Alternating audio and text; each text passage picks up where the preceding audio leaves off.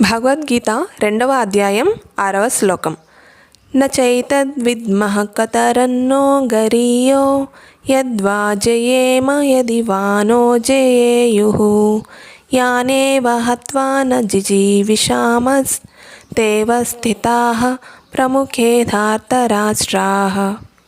ఏతత్ ఇది న చ విద్మః ఎరుగము, కతరత్ ఏది, నః మాకు, గరీయః మేలైనదో, యత్ వా జయేమ జయించుటయో, నః మమ్ము, యది వా జయేయుః వారు జయించుటయో, యాన్ ఎవరిని, హత్వా చంపి, నా జిజీవిషామః జీవించాలని వాంఛింపకుండా ఉంటామో, తే వారందరూ అవస్థితాః నిలిచి ఉన్నారు, ప్రముఖే ఎదుటనే, ధార్తరాష్ట్రాః ధృతరాష్ట్రుని కుమారులు.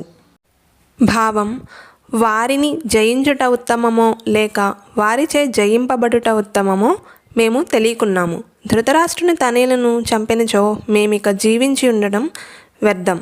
అయినప్పటికీ వారిప్పుడు యుద్ధరంగమున మా ఎదుట నిలిచి ఉన్నారు అని అర్జునుడు అంటున్నాడు. యుద్ధం చేయడం అనేది క్షత్రియుల ధర్మమైనప్పటికీ ఇప్పుడు అనవసరంగా హింసకు కారణమవుతూ యుద్ధం చేయాలా, లేకపోతే యుద్ధాన్ని వదిలేసి భిక్షపై ఆధారపడి జీవించాలా అని అర్జునుడు నిర్ణయించుకోలేకపోతున్నాడు. శత్రువుని ఓడించకపోతే భిక్షాటనే అతని జీవనాధారం అవ్వచ్చు. అలాగని విజయము ఖచ్చితంగా వస్తుందా అంటే యుద్ధంలో అది తెలియదు. ఎందుకంటే యుద్ధంలో ఇరుపక్షాల వారిలో ఎవరికైనా విజయం రావచ్చు. ఇటు పాండవులైనా గెలవచ్చు, అటు కౌరవులైనా గెలవచ్చు. ఒకవేళ విజయం అనేది పాండవుల కొరకే వేచి ఉన్నా కానీ, ఎందుకంటే వారు ధర్మాత్ములు కాబట్టి. యుద్ధమందు ధృతరాష్ట్రుని తనయులు అంటే కౌరవులు మరణిస్తే అది కూడా అర్జునుడికి జీవించడం కష్టమవుతుంది.